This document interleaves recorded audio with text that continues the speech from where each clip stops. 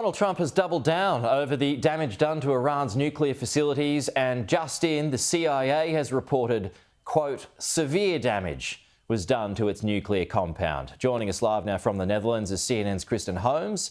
Kristen, good to see you again. So Donald Trump is still revved up over this, still talking obliteration today. Yeah, and this really did hang over the entire NATO summit.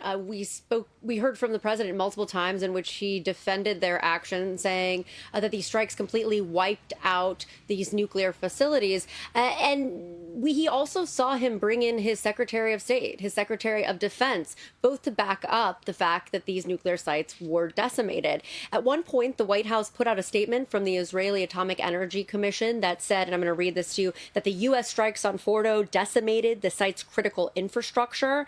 We also heard at one point Trump talking about the Iranians, pointing to a statement from them saying that their sites had been badly damaged.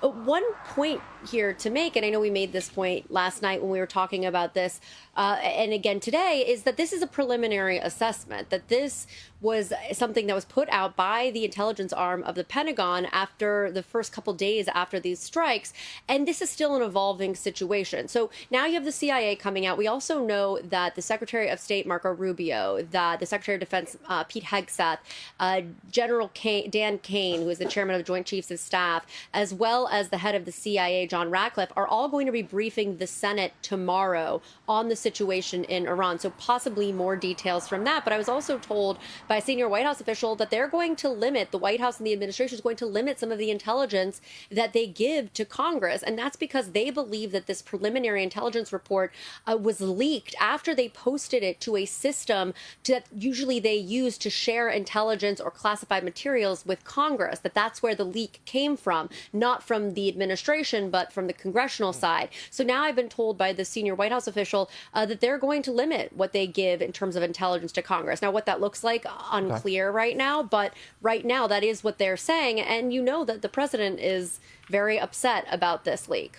Sure, yeah. He's on his way back to the United States now on Air Force One because the summit's wrapped up. But it closed with a pretty big win for the US president in terms of a pledge from Europe to increase their defence spending to 5% of GDP by 2035.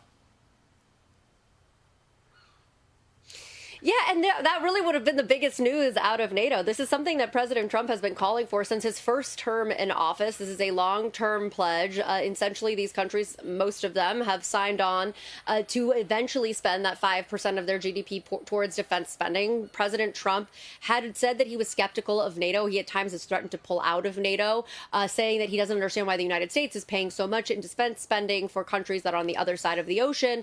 However, this was a big win for President Trump. This is something he had really pushed for, and we saw this getting signed today. So it was a big deal coming out of that. And good to talk to you again. We'll see you soon.